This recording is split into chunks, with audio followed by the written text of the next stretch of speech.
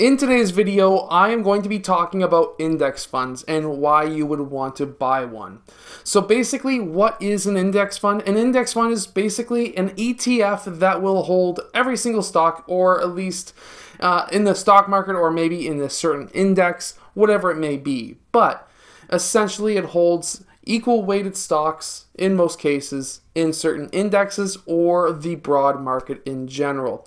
So why would you want to? There's so many people who say, well, I will never do that. I want to always try to beat the market. I want to beat that 8%. I want to buy Bitcoin, or I want to buy this and that. But what I'm saying today is you should have at least $10,000, $15,000, $20,000, your first $10,000, $15,000, $20,000 in a simple index fund. And this is why. So for example, VOO.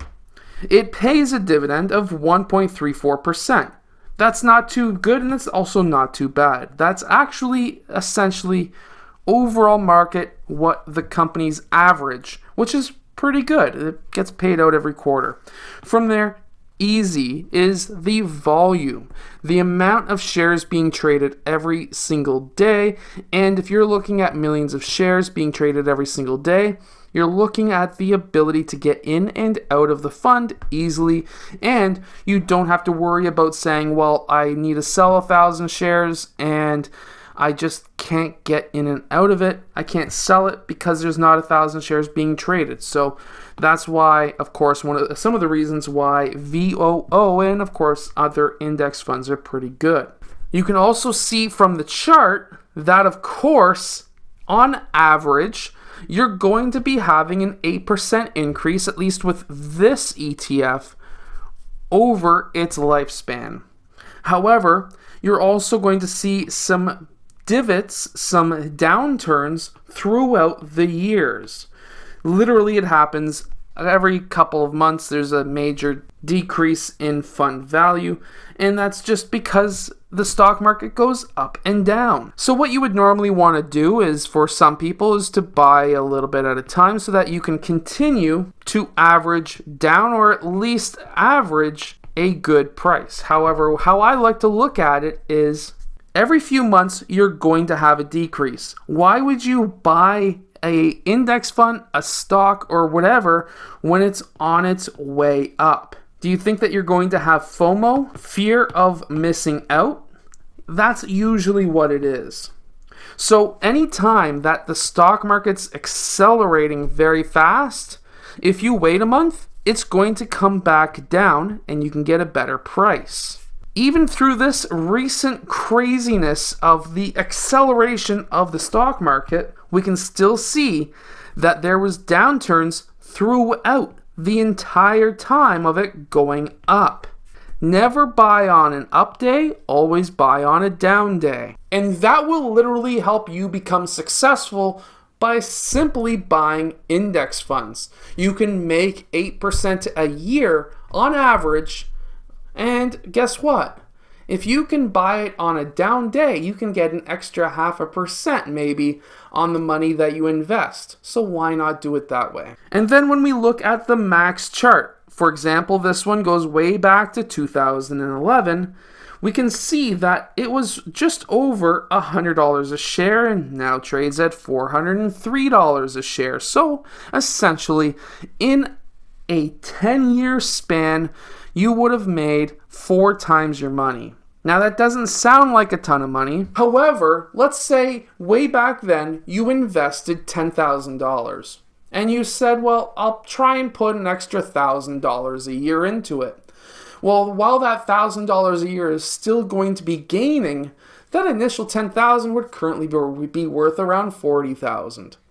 How I like to play index funds, or funds like this, I like to play ZSP in Canada, which is SPY's, like BMO's version of SPY up here, is I like to get into that, hold it for a while, and then once it grows to be $2,000 or $3,000, maybe $4,000, I'll sell it, and then I'll buy a stock that I really like that has a high dividend, so that now that money can pay me back quite easily. Meanwhile, it was growing in value over that, let's say, 1 month or 2 month period. The other nice thing with index funds, whether it be a whole market index fund or maybe just a sector index fund, is the fact that you're going to be usually holding the largest companies in that index or on the stock market. So essentially, it will be a safe investment. You don't really have to worry about it going to zero. Individual stocks could, in theory, go to zero if you're buying risky stocks. However, if you're buying solid stocks like Apple, yes, you could have single stock risk where maybe for a 2 or 3 year period, Apple may not perform very well. However, the stock market as a whole still usually will. Again, the US stock market averages 8% a year. A good option in Canada is ZCN, which is the BMO S&P TSX Capped Composite Index ETF. Basically, it's been designed to replicate to the extent possible the performance of the S&P TSX Capped Composite Index. So yeah, it's a pretty good solid ETF.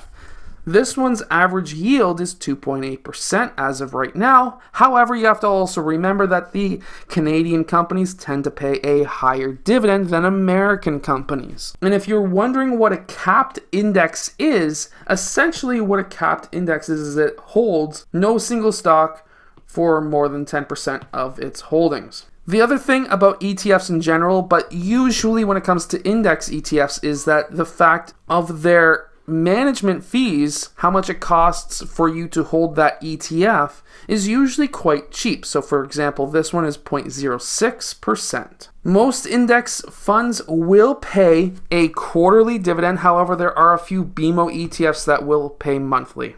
And again, this one holds some of the top companies in Canada, being right now Shopify, banks, and more banks and railways and oil, and just altogether, that's what Canada is. Canada is essentially oil, banks, and railways.